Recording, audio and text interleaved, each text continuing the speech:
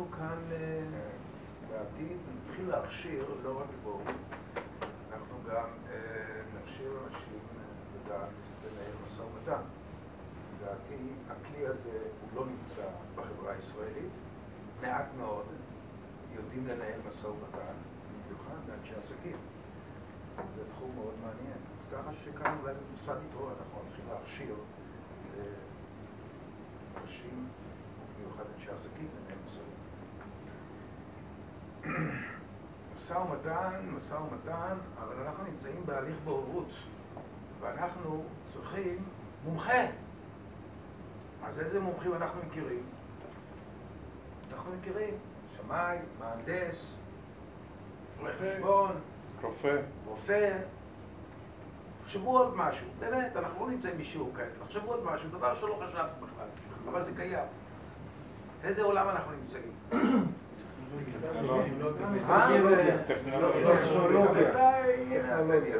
כרגיל, תמיד כשאני שואל אתכם, רבותיי, אנחנו נמצאים בעידן חדש. אנחנו נמצא בעידן ראיות דיגיטל בתחום הבוררות. אנחנו נעזרים במומחים.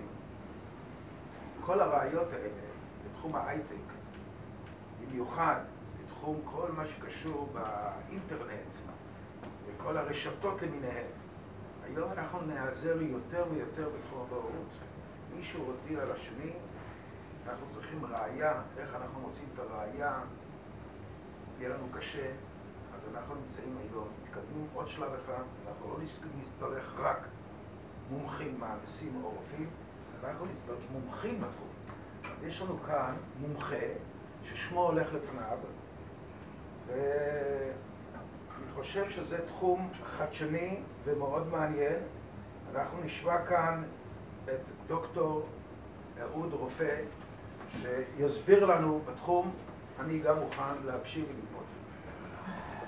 ערב טוב מלומדיי.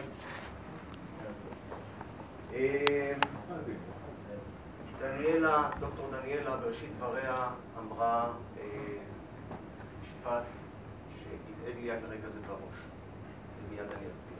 היא טענה שיש מספר סכסוכים וסוגיות שהם לא בהכרח יש להם פתרון. זה נכון בעולם הבוררויות, זה נכון בעולם המשפט, זה לא נכון בעולם הדיגיטלי. עולם הדיגיטלי הוא לא עולם שיש בו ספק, הוא שחור ולבן. או שהראיה קיימת ומביאים אותה לשולחנו של הבורר, או שהיא פשוט לא קיימת. או שהראיה מוכיחה דברים מסוימים, או לא. אבל אם היא קיימת ומצאו אותה, אין יותר ספק בנושא. ולכן עולם הטכנולוגיה כל כך מתחבר יפה לעולם הבוררות. הוא ממש משלים את עצמו. הוא מביא את העובדות לשולחנו של הבורר ולא משאיר צל של ספק יותר. הדברים הם ברורים לחלוטין. סוגיות הראיות הדיגיטליות מגיעות השכם והערב, כמו שאתם יודעים, לפתחו של בית המשפט, גם בארץ וגם בעולם. וזה הולך ומתעצם ביותר ויותר. הסיבות לכך הן מאוד ברורות. כולנו משתמשים במחשבים, כולנו משתמשים במחשבים ניידים, כולנו עוצרים בבית קפה זה או אחר ופותחים את המחשב וגולשים ברשת האינטרנט ושולחים מייל, סליחה, אני אשתדל לדבר בשפה צחה, שולחים דואל ומקבלים בחזרה, נותנים הוראות.